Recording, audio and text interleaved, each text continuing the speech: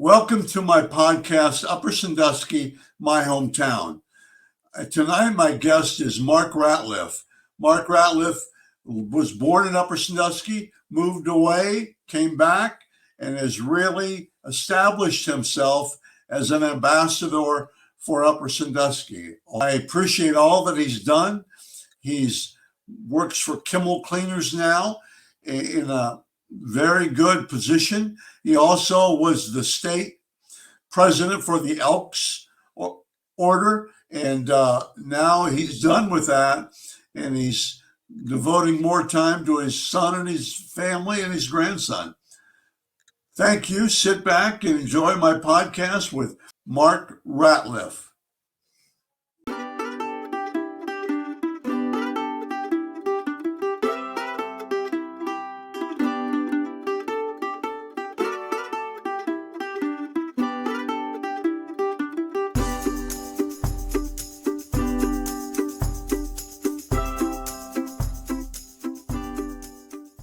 Okay. Mark Ratliff, my friend from Upper Sandusky, how are you tonight? I'm excellent, John. How are you? Nice night to be in Upper Sandusky, Ohio. Oh my, I'm a Ram. I'm an Upper Sandusky guy. Yep, go Rams. It's just so happy I'm happy to have you on here. I'm so impressed with guys that are like ambassadors for Upper Sandusky. You know, I don't think I am. I don't get out much. It's just kind of the way I plan it. But you know, Robbie Lee was probably the biggest, one of the biggest. Oh, absolutely. You know, John Diebler in his own way was an ambassador. That's all I hear about. But you are an ambassador. Well, how did you get here to Upper Sandusky, Mark? Well, you've been quite a while, haven't you? I have. So kind of actually born in Upper Sandusky, Ohio. So I was born here. All right. But family moved away when I was young. Moved out to Missouri, St. Louis, grew up there kind of as a young man, if you want to say. And it was about my freshman year in high school. My uncle had some things happen to him, and the family needed assistance. And so we kind of moved back here. We moved to Sycamore. So I graduated from Mohawk in '84, moved to Upper Sandusky. It was probably end of '84, early '85, right in there. And just been, if you want to say, an Upper Sandusky guy since. Don't imagine me being anywhere else. So but you're not local. I'm not local. I'm still. You're local. Yeah. Okay, so when did I meet you? I met you at the Marathon Oil Station. Absolutely. You know, I benefited. I think one of the things that really kind of helped me as I came to, if you want to say, as an outsider, was the people that I worked with. I've always been blessed with great people. I started in town with Irvin Janice Woods naturally, and everybody knows them, and so I started there, got to meet a lot of people. Then transitioned over to Steve and Sue, you know, wonderful people. John, that's where I met you, and a lot of great people. Just on a daily basis would come in, you know, to the gas station, and spent, you know, 16 years, you know, working with them. So I just really got kind of ingrained into the Upper Sandusky kind of atmosphere and all that stuff. And then, you know, naturally now working for Kimmel Corporation, Mark and Kurt Kimmel, just great individuals that also are Upper Sandusky, you know, people and community people, and all of those people were instrumental in any success that I had. You know, you learn a little bit from a lot of different people, and you know, and it's a tribute to them. Plus, you forgot to mention you had a little stay there at the courthouse. I did. So the thing is, if you look at your jobs or your whatever they're called jobs, you're a people guy. I mean, you're around people all the time. Now, the only reason I went to that Ohio Station, a Marathon, was because McDonald's, the bridge was closed. McDonald's, it was out of my way. Yeah. So I started, that's what. But I really appreciate knowing you. Tell us, what's your position at Kimmel's right now? Right now, I currently am a service rep. I oversee multiple routes for the company. And so I do kind of a wide range of kind of an open job description. I think as a family business, a lot of people have a lot of responsibility, and that's great. They entrust their employees to make them successful, and that shows. Last year they celebrated 90 years in business, fourth generation. Kind of, if you want to say, the boys are back, running the company. So it's just impressive, and people talk all the time about, if you don't like your job, kind of go do something else. But I enjoy getting up every day, going to work, being around those people. It's just it's just impressive. Really Yeah, good. yeah, Okay. You're at Kimmel's and you're a customer service specialist. It correct. said, it said on That's the technical title. Yes. Yeah. That's really neat. Yeah. Okay. Then tell me about the Elks situation. You were state president, but tell me, in a few minutes, how did that all evolve? I Okay. mean, you were the state president. Now I have a quiz for you. How Okay. many other people from Wyandotte County or Upper Sandusky have ever been state presidents? Well, I was the third one from Upper Oh, Sandusky. Yep. shoot, you were. Yep. So, It so, was so, good. John Neat, a name from the past, was the first 1941, one in 1946. 46. Louis Kinsley, L.A. Kinsley, who had the quarry, the edge of town, he was state president in 1955.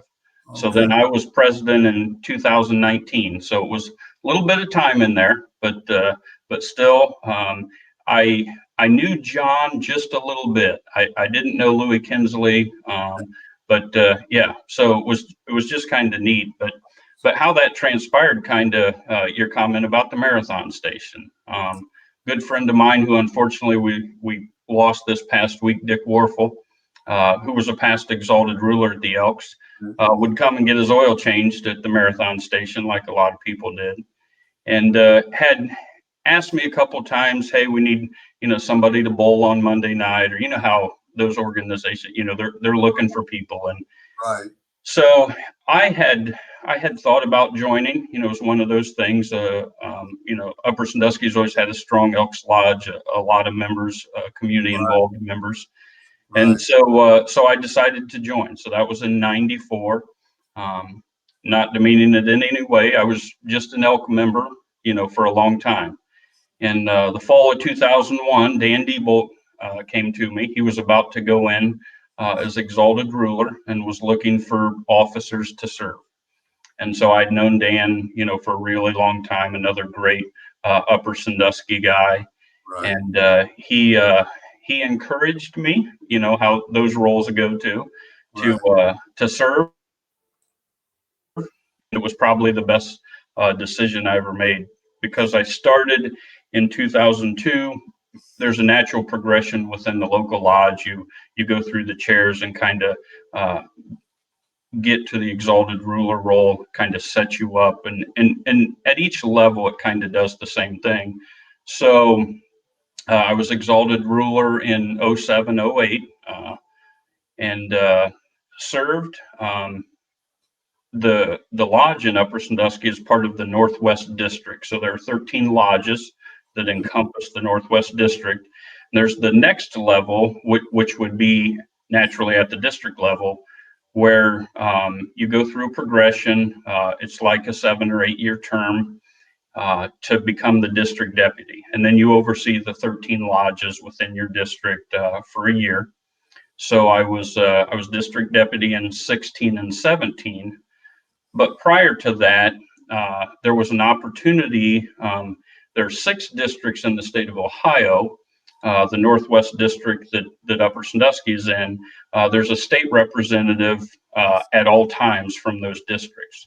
So Roger Crow, who is a current Hardin County Commissioner, a good friend of mine, him and another past state president, Mike Stanley, had seen it's always kind of a body of work. You serve in different chairmanships and different roles, and they get a feel. But the past state presidents of each district have to elect a state representative when the current state representative serves as state president naturally. So I actually served my role as state representative, part of the time as I was doing my district role. So it kind of overlapped a couple of years. And so then basically I served, I was district deputy, like I said, in 16. Got to go to Houston, Texas for the Grand Lodge Convention where you're installed.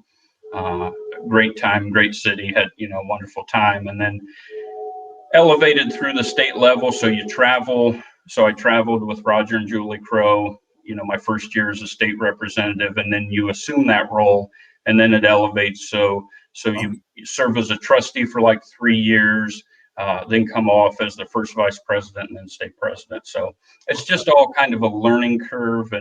But basically since, 2002 to I was president in 2019. So it's kind of 17 years of kind of a concentrated effort, to elevate within the organization, and it just wonderful. I mean, Amy and I, Amy, my wife, and we just had a wonderful time. So many people you meet and great opportunities that we were afforded. So are you kind of done now with those, any kind of responsibilities, or are you? Yeah, kind of. I always kind of joke that my organized elk career is at an end, and that's okay because they all do. Those things only last for a certain amount of time, and so, but that's fine. It ended in the spring of 2020. We've now, kind of focused our attention. We have a granddaughter, son, his wife, and so she's on the Upper Rams competition cheer team, which just recently placed 6th in nationals, and they're a really talented group of ladies, and we just kind of enjoy watching them and traveling and doing. Not that we didn't do a lot of things, but we're going to come back. Okay, I'm going to cut you off here. No, let's talk about. We're going to talk about traveling real quick. What you and Amy travel quite a bit now? Is that a thing to go eat in different places, or is that a neat? And that might have evolved out of the Elks thing. I mean, we just were in so many different communities. Like when I was state president, I think our schedule consisted of weekend travels of about 28 weekends out of 52. So we were pretty busy, but that's okay. We enjoyed every minute. We were in so many communities, so many great restaurants, and afforded so many opportunities that now that you're able to do more of that stuff now, we just take full advantage of being out and about. We recently, this past summer, had always wanted to do the Bourbon Trail thing, so we went to Kentucky over multiple weekends and did that, and we just enjoy, like, friends and family will find a spot. The other thing that it relates to is, Kimmel's has grown to cover a lot of the Ohio territory. So we have a lot of great customers all over the state. So it's also an opportunity to pop in there and, support them because they support us. And it's just really a great situation. Okay. Tell me now, I got a couple more things. This goes fast. But tell me about the thing that you have going on with Big Nut. Tell me about that. Now, it's a scholarship. I know you guys have developed a friendship. Yeah. But what's the scholarship about? And who Big Nut? Go ahead. He's what? He's from Fremont, I think. But what is what would he be? Identify him for me. Yes. So his name is John Peters. There again, through some events that we used to do here, the Breakfast of Champions, another great Upper Sandusky name, Andy Kaler, introduced me to John years ago, and we worked together, and then developed a friendship over that period of time. But then through the Elks, and John's purpose is to raise funds for scholarships for children attending Ohio State University. Okay. So we, at the Elks, we've always valued scholarships and those type of things, or anything that we can help the youth of our communities. And so we partnered with him to create an Elks Big Nut Scholarship. Good. So kind of the fun part of it is each year the kids are given kind of an essay. So the only scholarship that you turn in, it's not informational. It's a 500-word essay on why you want to be a Buckeye. And Oh, so then he has a group. They black out all the names and they just read them from there. And they're based off of the content of why the child wants to go to Ohio State and that, and then they award them. So then John's kind enough. Everybody loves to have a picture, with a guy that you see on TV for football games and basketball games, and he that's does good. so much, He's a for good guy. everybody. He's So it's just kind of a fun night. We get to go out and kids are awarded and they get pictures with him, and at the end of the day, we're just helping more children, obtain scholarships. right, for Yeah, sure. yeah, Good guy. And yeah. then, okay, tell me about I see on Facebook every once in a while you'll have something where tell me about the collection, the antique things. What is there a certain subject or what drives you in there, Mark? Because Yeah. you have some unique things.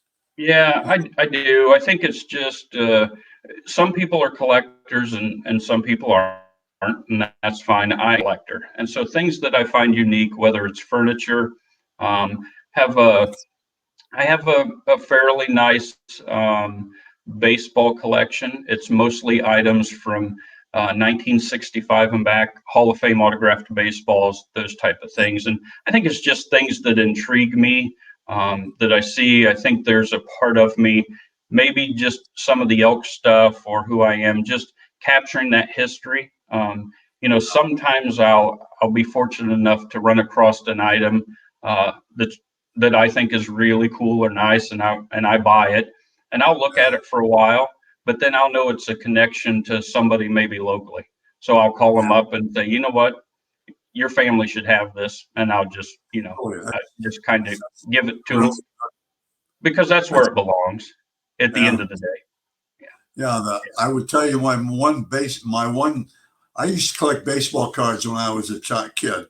The bubble gum cards and stuff. Yeah, But yeah, we traded them, but we didn't. I didn't have enough money to get the complete packs yeah. Okay.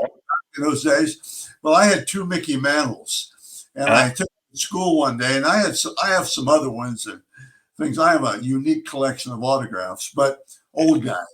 But yeah, anyway, the two Mickey Mantle cards were in my drawer at school. And some of okay. the boys came back and they were looking. I said, "Hey guys, I have a question.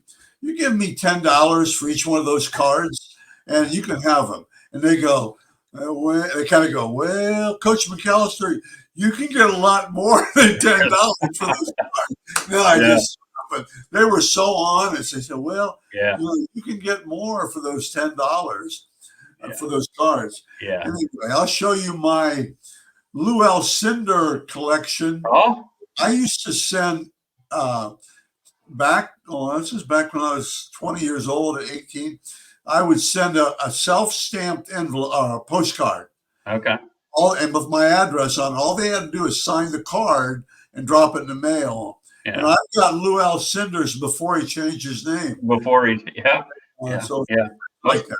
most people nowadays wouldn't even know who Lou Alcindor was. Yeah, No. And yeah. I got one more for sure. Okay. Tell me about I will tell you mine first. When they fired Woody or they ran him out, Yeah. they didn't give him a chance. But I said, well, I don't like that. So I became a Bo fan. Okay. And then all through the years now, I've been a little tough lately, but I'm a Michigan guy. My kids are Michigan guys. Yeah. Tell me why did you become a Michigan guy? So I think it's a little interesting story, and a number of people have asked me that, because here's Mark Ratliff, who's supposed to be an Upper Sandusky, Ohio guy, and he not only roots for Michigan, but he roots for the Pittsburgh Steelers. So Yeah, how do we let that guy in Upper Sandusky, yeah, and why do we let him stick around? That sort of thing. But that all translated when, like I said, I have an older brother and two younger sisters. We were all born in Ohio, but then we moved. So I think when you're growing up and you start, watching sports, or those are your teams, or those type of things. I have a natural rivalry with my brother, but I think it's just we're a year apart. And so it was kind of one of those things. He was we're talking, when you start doing that, you're talking early to mid 70s. Yeah. So he's a Dallas Cowboy fan, and I'm a Pittsburgh Steeler fan, kind of the two most prominent teams at the time. He's an Ohio State fan. I'm a Michigan fan. He was always a Pete Rose fan, loved the National League and the Cincinnati Reds. Growing up in Missouri, I became a George Brett fan and the Kansas City Royals. So it just kind of evolved out of that more than anything. It's not really a rivalry, but it was just one of those things. You're not going to do what your brother does. I mean, you're just not going to do it. So yeah, so now I drive around with my Steeler logo on the back of my car, and everybody, yells and screams, and That's really neato. And it's good. It makes for fun. But I am a Michigan guy. Yeah. I don't do it just for the heck of it. Yeah. Anyway, well, Mark Ratliff, this is 20 minutes. Has gone fast. It has. And I really, really appreciate you being on my hometown, Upper Sandusky, my hometown. I got the idea. I think I've told people I was watching. I'm an Andy Griffith fan. I watch even now. I watch an hour, maybe an hour or two a day, hour and a half a day. And that one guy, he said, Mayberry, my hometown. I thought, boy, what a neat thing for this. And I like to expose guys like yourself, and because we have a great town here, and we have people that have accomplished things, and people that have accomplished things inside the town. I think it's really neat. So absolutely. And I think most people, it's not the intent or why we do it. And I told people this as I went into president, and people are genuine and they're nice, and they would always congratulate you, and you're good at what you do and all that. But, Mark Ratliff can't do any of this without, like, the Elks organization. Right. I mean, they give you the avenue to do whatever you can. The community does. The support, not only from my family, the lodge, the community, all of that stuff, the Kimmel family, who went out of their way to make sure that everything went well when I was president. Yeah, it's just it's just really outstanding. I appreciate what you're doing and giving me the opportunity to have my 20 minutes. So I appreciate that. Sounds really good, Mark. I appreciate being on. Okay. All right. Sounds good. Thank I'll you. see you soon.